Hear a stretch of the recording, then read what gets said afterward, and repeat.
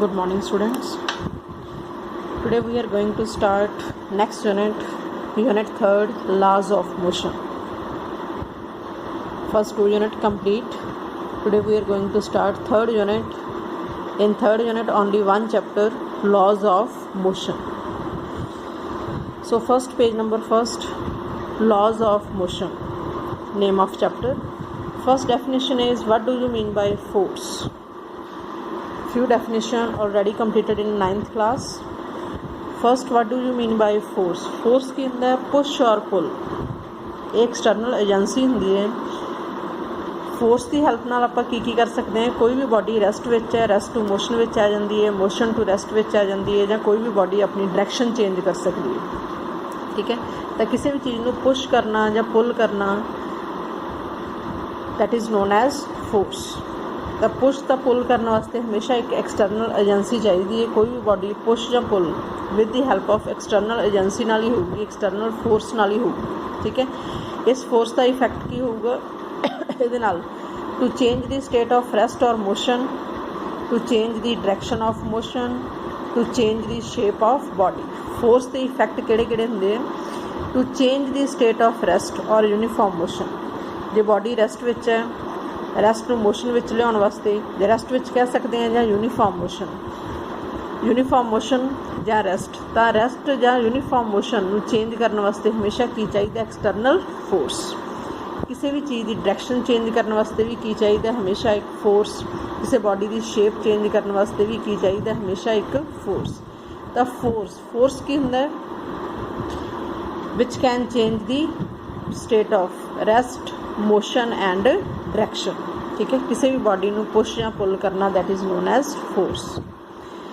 ਤਾਂ ਫੋਰਸ ਵਾਸਤੇ ਪਹਿਲਾਂ ਕੰਸੈਪਟ ਦਿੱਤਾ ਸੀਗਾ ਐਰਿਸਟੋਟਲ, ਫੈਲੇਸੀ ਔਰ concept. After that this concept fail. ਫਿਰ ਉਸ ਤੋਂ ਬਾਅਦ ਸਾਇੰਟਿਸਟ ਆਇਆ ਸੀ ਗੈਲੀਲੀਓ ਨੇ ਇਹਦੀ ਡੈਫੀਨੇਸ਼ਨ ਵਿੱਚ ਇੰਪਰੂਵਮੈਂਟ ਕਰਕੇ ਦਿਖਾਈ ਸੀ। ਐਰਿਸਟੋਟਲ ਨੇ ਕੀ ਕਿਹਾ ਸੀ? To remain in motion we need to provide external force. Aristotle scientist ਦਾ ਕੰਸੈਪਟ ਕੀ ਸੀਗਾ?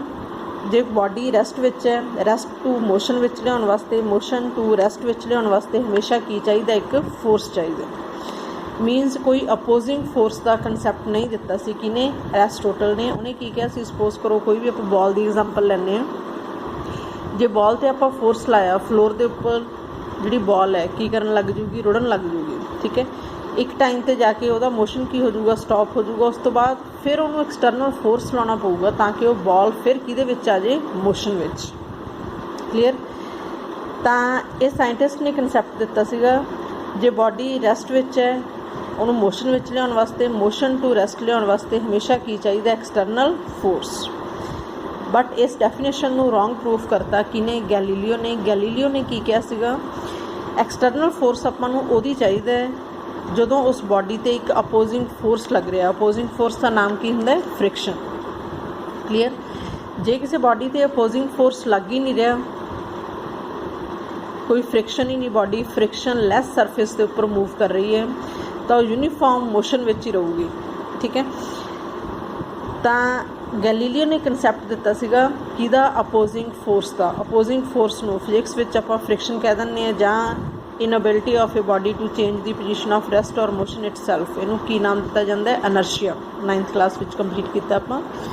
ਤਾਂ ਐਰਿਸਟੋਟਲ ਨੇ ਕਿਹਾ ਸੀਗਾ ਸਿਰਫ ਬਾਡੀ ਨੂੰ rest to motion, motion to rest ਵਿੱਚ ਲਿਆਉਣ ਵਾਸਤੇ ਕੀ ਚਾਹੀਦਾ? External force. ਜੇ ਬਾਡੀ ਦਾ ਮੋਸ਼ਨ ਸਟਾਪ ਹੋ ਗਿਆ, ਫਿਰ ਆਪਾਂ ਐਕਸਟਰਨਲ ਫੋਰਸ ਲਾਵਾਂਗੇ, ਫਿਰ ਉਹ ਕਿਹਦੇ ਵਿੱਚ ਆਊਗੀ? ਮੋਸ਼ਨ ਵਿੱਚ ਆਊਗੀ।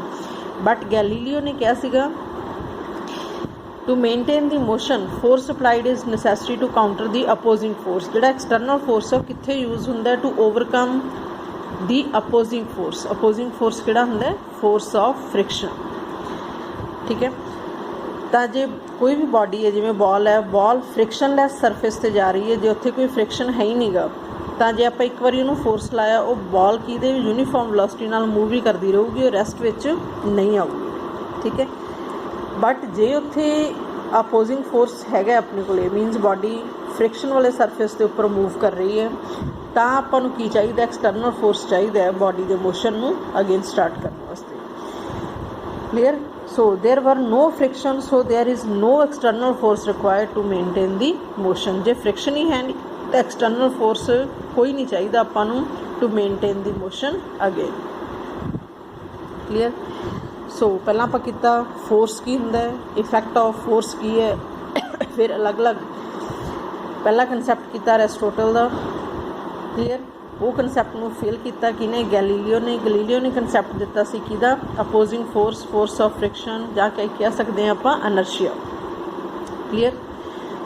ਮੀਨਸ ਜੇ ਫ੍ਰਿਕਸ਼ਨਲੈਸ ਸਰਫੇਸ 'ਤੇ ਕੋਈ ਬਾਡੀ ਜਾ ਰਹੀ ਹੈ ਉਹਦੇ ਮੋਸ਼ਨ ਨੂੰ ਮੇਨਟੇਨ ਕਰਨ ਵਾਸਤੇ ਆਪਾਂ ਨੂੰ ਐਕਸਟਰਨਲ ਫੋਰਸ ਨਹੀਂ ਚਾਹੀਦਾ, ਬਟ ਜੇ ਬਾਡੀ ਫ੍ਰਿਕਸ਼ਨ ਵਾਲੇ ਸਰਫੇਸ 'ਤੇ ਜਾ ਰਹੀ ਹੈ ਉਹਦੇ ਵਾਸਤੇ ਆਪਾਂ ਨੂੰ ਕੀ ਚਾਹੀਦਾ, ਇੱਕ ਐਕਸਟਰਨਲ ਫੋਰਸ ਚਾਹੀਦਾ. Clear? That is only introduction to force chapter. So first what do you mean by inertia? Inertia ਦਾ concept ਦਿੱਤਾ ਸੀ ਕਿਹੜੇ ਸਾਇੰਟਿਸਟ ਨੇ, ਗੈਲੀਲੀਓ ਨੇ. inertia ਕੀ ਹੁੰਦਾ ਹੈ, inability of a body to change the position itself.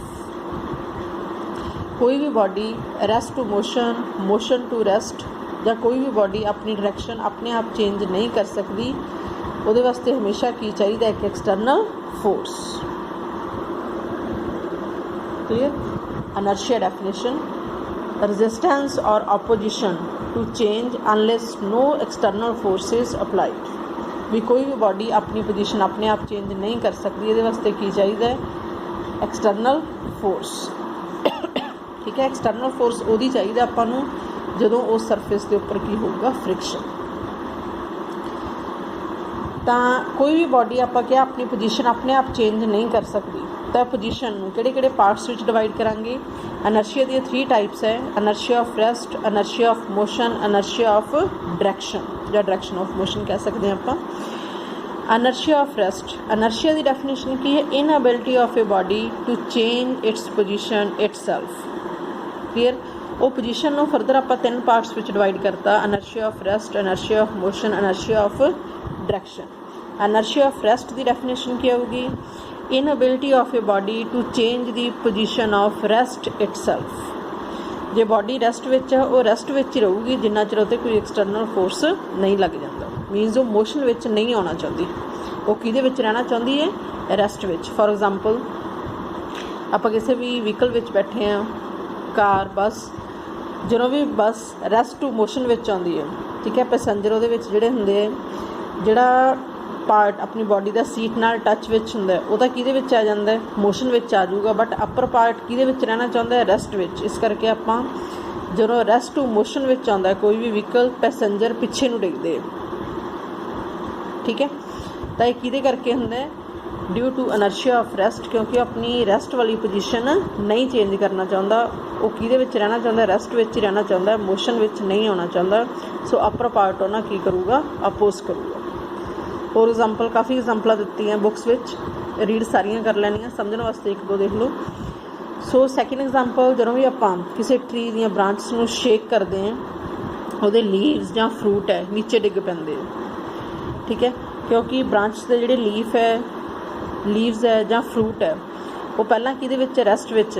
ਜਦੋਂ ਆਪਾਂ ਉਹਨੂੰ ਸ਼ੇਕ ਕਰ ਦਿੰਦੇ ਹਾਂ ਬ੍ਰਾਂਚ ਨੂੰ, ਉਹ ਰੈਸਟ ਵਾਲੀ ਆਪਾਂ ਉਹਨੂੰ ਮੋਸ਼ਨ ਵਿੱਚ ਲਿਆਉਂਦੇ ਹਾਂ ਸ਼ੇਕ ਕਰਕੇ.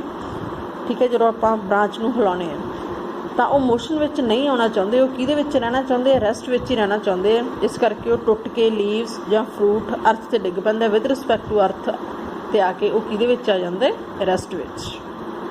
ਠੀਕ ਹੈ? ਜਾਂ ਆਪਾਂ ਕਿਸੇ ਕਾਰਪੈਟ ਨੂੰ ਝਾੜਦੇ ਹਾਂ, ਠੀਕ ਹੈ, ਕਿਸੇ ਸਟਿਕ ਵਗੈਰਾ ਨਾਲ ਬੀਟ ਕਰਦੇ ਹਾਂ ਮੰਜੇ ਵਗੈਰਾ ਨੂੰ, ਤਾਂ ਉਹਦੇ ਵਿੱਚ ਡਸਟ ਪਾਰਟੀਕਲ ਉੱਡ ਜਾਂਦੇ, ਕਿਉਂਕਿ ਜਦੋਂ ਆਪਾਂ ਕਿਸੇ ਵੀ ਕਾਰਪੈਟ ਨੂੰ ਝਾੜਦੇ ਹਾਂ ਪਹਿਲਾਂ ਉਹਦੇ ਵਿੱਚ ਸਾਰੇ ਜਿਹੜੇ ਡਸਟ ਪਾਰਟੀਕਲ ਆ ਉਹਦੇ ਵਿੱਚ ਰੈਸਟ ਵਿੱਚ ਹੀ ਰਹਿਣਾ ਚਾਹੁੰਦੇ ਆ, ਮੋਸ਼ਨ ਵਿੱਚ ਨਹੀਂ ਆਉਣਾ ਚਾਹੁੰਦੇ. ਤਾਂ ਜਦੋਂ ਆਪਾਂ ਕਾਰਪੈਟ ਨੂੰ ਹਿਲਾਉਂਦੇ ਹਾਂ ਤਾਂ ਸਾਰੇ ਡਸਟ ਪਾਰਟੀਕਲ ਉੱਡ ਕੇ ਕਿਹਦੇ ਉੱਪਰ ਬਹਿ ਜਾਂਦੇ ਆ, ਅਰਥ ਦੇ ਉੱਪਰ ਬੈਠ ਜਾਂਦੇ ਆ. ਅਰਥ ਵਿਦ ਰਿਸਪੈਕਟ ਟੂ ਅਰਥ ਉਹ ਕਿਹਦੇ ਵਿੱਚ ਆ ਜਾਂਦੇ ਆ, ਰੈਸਟ ਵਿੱਚ. ਕਲੀਅਰ? ਤਾਂ ਇਨਰਸ਼ੀਆ ਆਫ ਰੈਸਟ ਮੀਨਸ ਕੋਈ ਵੀ ਬਾਡੀ ਰੈਸਟ ਵਿੱਚ ਹੀ ਰਹਿਣਾ ਚਾਹੁੰਦੀ ਹੈ, ਰੈਸਟ ਟੂ ਮੋਸ਼ਨ ਵਿੱਚ ਨਹੀਂ ਆਉਣਾ ਚਾਹੁੰਦੀ. ਕਲੀਅਰ?